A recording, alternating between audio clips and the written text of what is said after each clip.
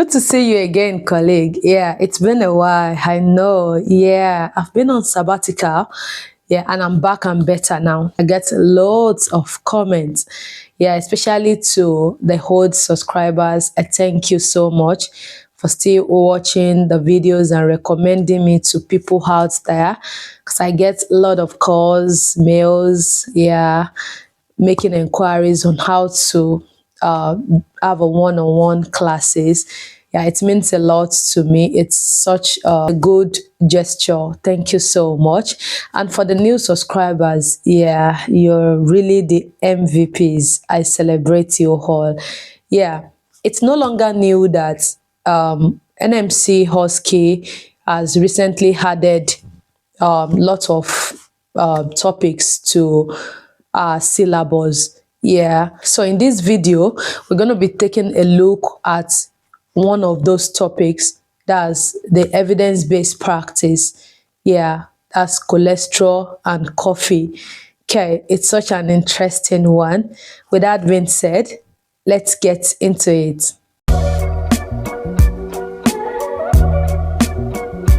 So, just like I've said in my past videos, if you are asked as an individual that what do you understand by evidence-based practice, it is just that practice that keep us going as professionals away from what was being passed down to us by our forefathers, or what we read, what we hear from friends like that, without even sure of the origin of those informations.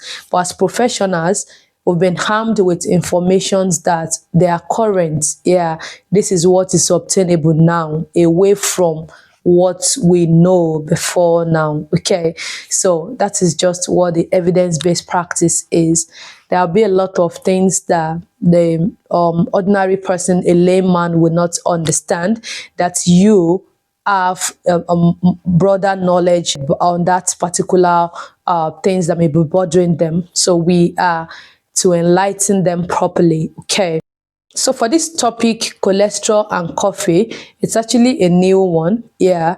For this topic, there is a research summary, yeah, that actually talked about the benefit of coffee for those that they have high cholesterol. Okay, the relationship between the two. The article summary is going to be given to you to be read through.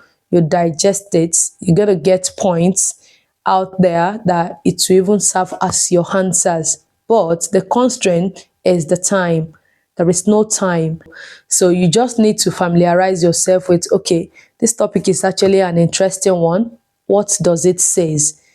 What is the relationship between somebody that is having bad cholesterol and taking coffee? Does it actually have any benefits? Take your time to Google any article on this, and this is going to broaden your knowledge. You would have practiced those points that you are likely to put down if similar question is brought to you in your exam, so that you don't get stuck. So having read through the article summary I got personally, so I come up with some answers that could benefit you even in your exam, yeah, your OSCE exam. So on your screen, I've got some likely answers. Yeah. Before we continue to answer the questions, I have a mimic scenario also. Let's quickly take a look. Scenario says you are a practice nurse working in a GP surgery. Your patient, Janet James, has recently received blood test results showing elevated serum lipid levels. James has heard that consuming large amounts of coffee may help lower blood cholesterol levels, and ask whether this is true and what would you recommend. Okay, let's go ahead now to look into the likely answers I've got. The first one, I will explain that dyslipidemia refers to abnormal level of lipid in the bloodstream. This person needs to have a sound knowledge of what you're talking about now. Yeah, having been diagnosed, they might not have been taken through what the diagnosis entails. Yeah. So the next point is I will explain that abnormal levels of lipids cause atherosclerosis, and it is a significant risk factor for cardiovascular diseases such as coronary artery disease, peripheral artery disease, stroke, and heart failure.